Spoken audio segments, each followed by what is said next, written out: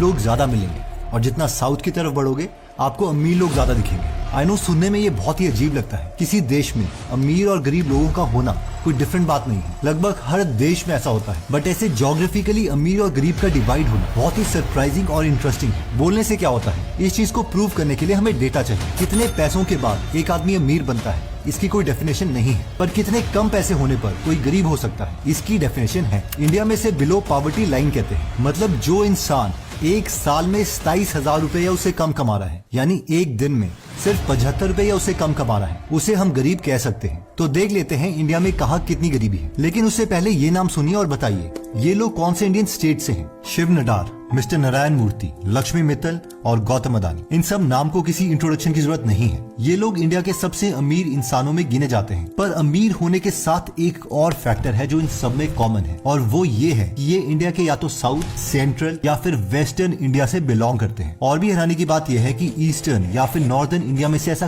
कोई भी नहीं है जो इंडिया के टॉप 10 रिच की लिस्ट में आ सके, यानी कि कोई अंबानी या टाटा जैसा इंडस्ट्रियलिस्ट। तो फाइनली ये रहा डेटा। इंडिया के supreme planning authority NITI Aayog ने 2021 में गरीबी के ऊपर जो रिपोर्ट निकाली है उसमें बिहार, झारखंड, उत्तर प्रदेश, मेघालय, असम एक्सेट्रा जैसे नॉर्थ के स्टेट्स में गरीबी ज्यादा है, जबकि पौंडीचेरी, केरला, आंध्रा, कर्नाटका, तमिलनाडु जैसे साउथ के स्टेट्स में गरीबी कम है। हालांकि नॉर्थ के कुछ स्टेट्स जैसे कि दिल्ली या चंडीगढ़ में गरीबी कम दिखाई दे रही है। पर अगर हम ये देखें कि 25% से ज्यादा गरीबी कौन से स्टेट में है, तो हमें सिर्फ नॉर्थ के स्टेट्स ही दिखाई देंगे। पर ऐसा है क्यों? 2022 में इंडिया की टोटल पॉपुलेशन थी 141 करोड़। अब इस इंडिया की टोटल पॉपुलेशन डिस्ट्रीब्यूशन में भी एक बैलेंस है, और वो ये है कि इंडिया के लगभग 50% लोग नॉर्दर्न और ईस्टर्न इंडिया में रहते हैं, जबकि बाकी 50% वेस्ट, सेंट्रल या साउथ इंडिया में रहते हैं। यानी कि ह्यूमन रिसोर्स दोनों साइड में ऑलमोस्ट बराबर है। फिर भी साउथ और सेंट्रल इंडिया में लोग ज्यादा अमीर हैं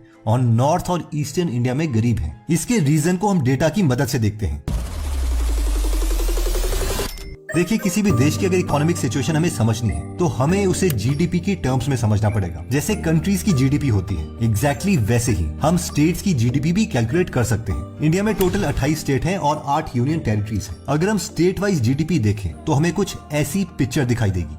स्टेट की जीडीपी से साफ नजर आ रहा है कि सदर्न, वेस्टर्न और सेंट्रल इंडिया के स्टेट्स की जीडीपी ज्यादा है। जितना हम नॉर्थ या ईस्ट की तरफ बढ़ते हैं जीडीपी कम होना स्टार्ट हो जाती है। पर जीडीपी को हम इतना इंपॉर्टेंस दे क्यों रहे हैं? क्योंकि जीडीपी यानी ग्रॉस डोमेस्टिक प्रोडक्ट का मतलब है कि एक साल में उस कंट्री या स्टेट ने कितने पैसे बनाए हर सामान या सर्विस को बेचकर। अब ये पैसे बन सकते हैं एग्रीकल्चर से, इंडस्ट्री से, एक्सपोर्ट से, एक्सेट्रा। अगर हम एक आम आदमी की नजर से इसे देखना चाहते हैं तो हमें देखना पड़ेगा कि हर इंडियन स्टेट्स की एग्रीकल्चर और इंडस्ट्री में क्या सिचुएशन है, क्योंकि इन्हीं दो सेक्टर के साथ एक आम आदमी सीधा जुड़ा होता है। तो आइए सबसे पहले एग्रीकल्चर के बारे में बात करते हैं। सरप्राइज, जीडीपी में नीचे रहने वाले ज्यादातर स्टेट्स की एग्रीकल्चर प्रोडक्शन ज्यादा है और ऊपर रहने वाले स्टेट्स की कम, जबकि इसका उल्टा होना चाहिए था। ऐसा क्यों है, इससे पहले हम देखते हैं कि ये स्टेट्स इंडस्ट्रीज में कहां पर है। अब इस इमेज में हम एक टोटल ऑपोजिट पिक्चर को देख रहे हैं। जीडीपी में ऊपर रहने वाले स्टेट्स में इंडस्ट्रीज ज्यादा है और नीचे रहने वाले स्टेट्स में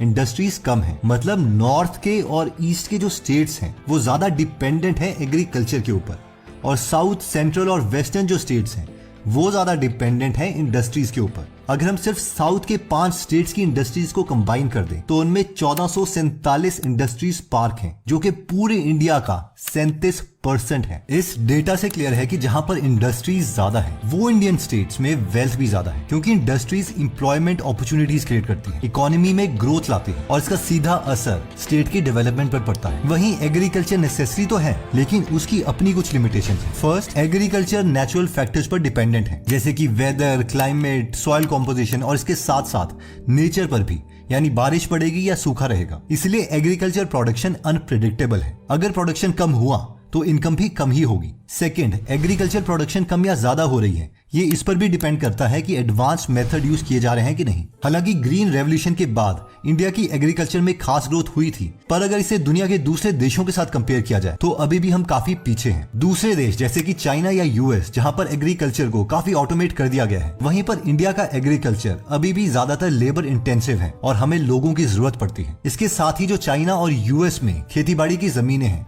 उन्हें कम्प्लीटली इरिगेशन प्रोवाइड की गई है, पर इंडिया में अभी भी हमारे लोग बारिश का इंतजार ही करते हैं, खासकर हॉर्टिकल्चर प्रोडक्शन में भी, यानी कि फल, सब्जियां वगैरह, जहां से ज्यादा रेवेन्यू आता है। वहां भी हम यूएसए और चाइना से पीछे हैं।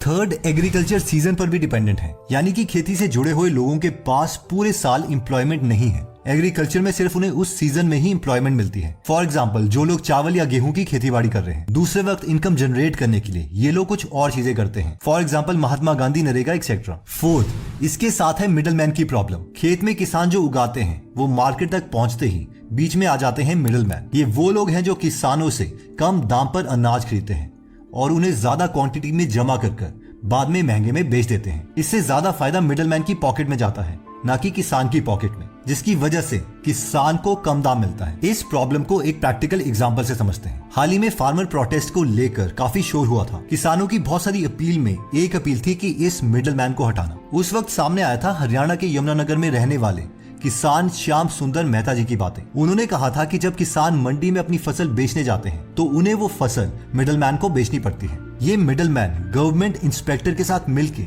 उनकी फसल को मिनिमम सपोर्ट प्राइस यानी कि गवर्नमेंट की तय की गई दाम से भी बहुत कम प्राइस में खरीदता है। गवर्नमेंट इंस्पेक्टर गलत तरीके से फसल की क्वालिटी को खराब बताता है और इससे किसान अपनी फसल को कम दाम में बेचने के लिए तैयार हो जाता है। श्याम सुंदर मेहता जी ने कहा कि उनसे 35 रुपए किलो में खरीदा गया प्याज मिडलमैन फिर 100 रुपए किलो में आगे बेचता है। ये सिर्फ कुछ रीजंस हैं एग्रीकल्चर डिपेंडेंट स्टेट्स के पुअर होने के पीछे। इसके बाद हम ये भी देख सकते हैं कि एक स्टेट कितना अमीर है वो इस बात पर भी डिपेंड करता है कि उस स्टेट में रहने वाले लोगों का एजुकेशनल लेवल क्या है और वहाँ गवर्नमेंट की पॉलिसीज क्या है। रिसर्च बताती है कि अगर एवरेज स्कूलिंग ईयर मतलब स्कूल में बिताया गया साल अगर एक साल भी बढ़ता है तो 40 साल में जीडीपी 0.37% तक बढ़ सकती है। हायर एजुकेशन या फिर हाईली एजुकेटेड पॉपुलेशन को इकोनॉमिक ग्रोथ के लिए बहुत जरूरी माना जाता है, क्योंकि एजुकेटेड वर्कर मुश्किल काम जैसे कि साइंस, टेक्नोलॉजी एक्सेट्रा ज्यादा एफिशिएंटली कर सकता है और वो नई सोच और तरीकों की ज्यादा इज्जत भी करेगा। इवन कि अगर एक एजुकेटेड इंसान एग्रीकल्चर को भी करता है तो भी वो उसमें लेटेस्ट मेथड यूज करने की कोशिश करेगा। आइए डेटा देखते हैं कि एजुकेशन के मामले में इंडियन स्टेट्स कैसे परफॉर्म कर रहे हैं।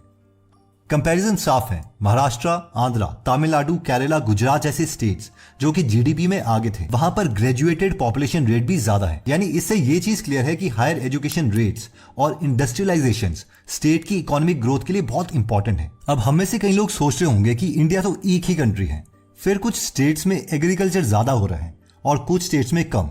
ऐसा क्यों है? इसके बारे में जानने के लिए हमें इंडिया की ज्योग्राफी को समझना पड़ेगा। इंडिया के नॉर्थ और नॉर्थ ईस्टर्न साइड में फैला हुआ है दुनिया का सबसे ऊंचे पहाड़ हिमालयन रेंज। हिमालयन रेंज एक दीवार की तरह एक्ट करते हैं। ये चाइना और तिब्बत की तरफ से आने वाली सूखी ठंड को रोकते हैं। इसीलिए उत्तर प्रदेश या वेस्ट बंगाल में उतनी ज्यादा ठंड नहीं पड़ती जितनी की लद्दाख या तिब्बत जैसी जगहों पर पड़ती है। वहीं दूसरी तरफ से ये वेस्ट और ईस्ट की तरफ से आने वाली गर्म हवा को चाइना और तिब्बत की तरफ जाने से रोकते हैं। इस वजह से ये गर्म गीली हवा नॉर्दर्न और ईस्टर्न स्टेट्स में बारिश करवाती है। इसके साथ हिमालय और ग्लेशियर से निकलने वाली नदियां ऑलमोस्ट पूरे साल भरी रहती हैं। पानी की कमी ना होने की वजह से ईस्टर्न और नॉर्दर्न स्टेट्स में जमीन ज्यादा फर्टाइल है और खेती बाड़ी ज्यादा होती है। वहीं अगर हम साउथ और सेंट्रल इंडियन स्टेट्स की बात करें तो वहां पर कम ऊंचाई वाले ईस्टर्न और वेस्टर्न घाट्स के हिल्स हैं। कम ऊंचाई की वजह से ये रेंजेस समुद्र की तरफ से आने वाली गीली हवा को ज्यादा रोक नहीं पाते और सिर्फ कोस्टल एरिया में ही हल्की बारिश करवा देते हैं। इसके साथ इन रेंजेस में ग्लेशियर्स भी नहीं है, तो सदर्न और सेंट्रल इंडिया की नदियों में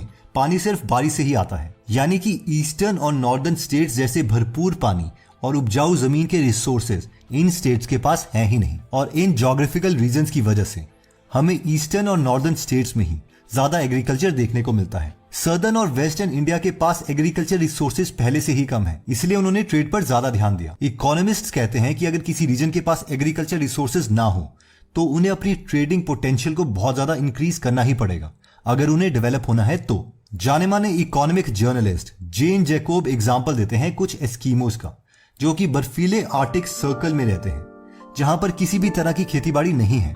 रोजगार के लिए इन एस्कीमोस को खुद को स्कल्पचरिंग और पेंटिंग में ट्रेन करना ही पड़ा, क्योंकि इन आर्ट को दूसरे म्यूजियम्स, कलेक्टर्स और पब्लिशर्स को बेचा जाता है, यानी कि ट्रेड।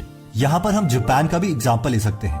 2020 में एग्रीकल्चर से जापान को जीडीपी मिली सिर्फ 1.04%, जबकि इंडस्ट्री से मिली 29% और सर्विस सेक्टर से मिली 69%। एग्रीकल्चर में पीछे होने के बाद भी जापान दुनिया के सबसे वाले जीडीपी देशों में आता है, यानी दुनिया की 4th पोजीशन में। और रीजन है उनका टेक्नोलॉजिकल एडवांसमेंट, ट्रेड और बिजनेस। ट्रेड और बिजनेस के इस पार को साउथ और सेंट्रल इंडिया वाले शायद बहुत पहले समझ चुके थे। खासकर साउथ इंडिया के ट्रेड का एविडेंस हमें चोला पीरियड से, यानी कि आज के करीबन 2000 साल पहले से मिलता है।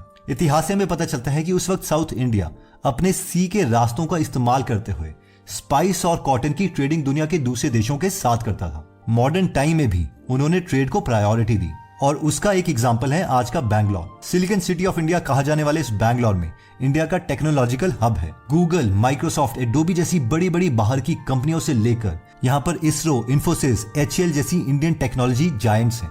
इसका रीजन है 1970 में Karnataka state electronics development corporation के चेयरमैन एंड MD RK बल्लीगा का विजन, जिसमें उन्होंने बैंगलोर को एक इलेक्ट्रॉनिक सिटी में कन्वर्ट करने का प्रपोजल दिया। आज की डेट में भी कर्नाटका गवर्नमेंट बहुत सारे फिस्कल और पॉलिसी इंसेंटिव्स ऑफर करता है बिजनेस की ग्रोथ के लिए। डेफिनेटली गवर्नमेंट की जो पॉलिसीज हैं वो स्टेट को इंप्रूव करने में बहुत मैटर करती हैं। वहीं अगर हम नॉर्थ और ईस्ट के स्टेट्स की बात करें तो हमें कुछ ऑपोजिट एग्जांपल्स देखने को मिलेंगे, जैसे कि वेस्ट बंगाल।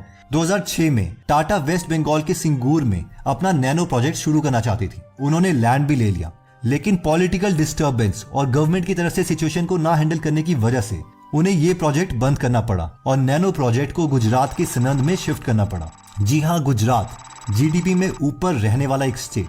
पर इतना ही नहीं, एक्सपर्ट्स का यह भी मानना है कि वेस्ट बंगाल, जिसमें करीब 50,000 से 80,000 करोड़ का इन्वेस्टमेंट होने वाला था दूसरे कंपनियों के द्वारा, वहां पर पॉलिटिकल डिस्टर्बेंस की वजह से वो भी रोक दिया गया। आज की डेट में ये सच है कि उसके बाद वेस्ट बंगाल में कोई भी बड़ी इंडस्ट्री नहीं बनी है।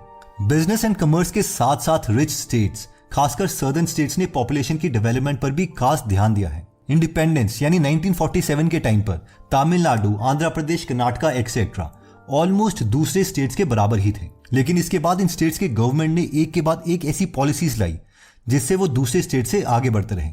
फॉर एग्जाम्पल 1957 में पहली बार तमिलनाडु ने मिड डे मील प्रोग्राम को शुरू किया, जिससे स्टेट्स में स्कूल एनरोलमेंट ज्यादा हो गई, यानी ज्यादा बच्चे स्कूल में पढ़ने आने लगे। इसके फायदे को देखते हुए इंडियन गवर्नमेंट ने इस प्रोग्राम को नेशनल पॉलिसी में अडॉप्ट कर लिया 1995 में, यानी 38 साल के बाद। सीधे सीधे बात करें तो साउथ की पॉपुलेशन इस पर्टिकुलर कैटेगरी में 38 साल आगे थी इंडिया के दूसरे स्टेट्स के कंपैरेटिवली। अब हम में से जो लोग सोच रहे हैं कि इन स्टेट की एज अ होल GDP से क्या लेना, वहां पर हर आदमी कितना कमा रहा है वो सबसे ज्यादा इंपॉर्टेंट है।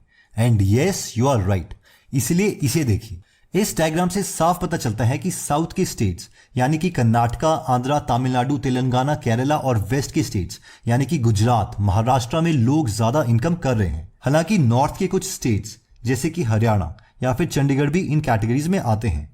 पर अगर पूरे देश की बात करें तो ज्यादा इनकम वाले लोगों का कॉन्सेंट्रेशन साउथ या फिर वेस्ट की तरफ है।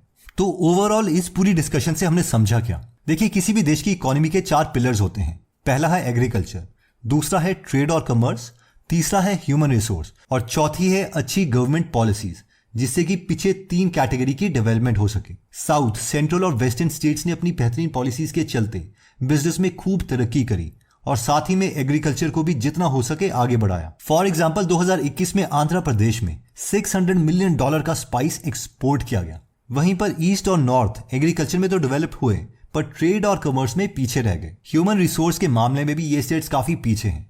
जैसे कि हमने शुरू में बताया था कि इन स्टेट्स में लोग उतने ज्यादा पढ़े लिखे नहीं हैं और यही एक कारण है कि इंडिया में रिच और पुअर ज्योग्राफिकली डिवाइडेड क्यों है।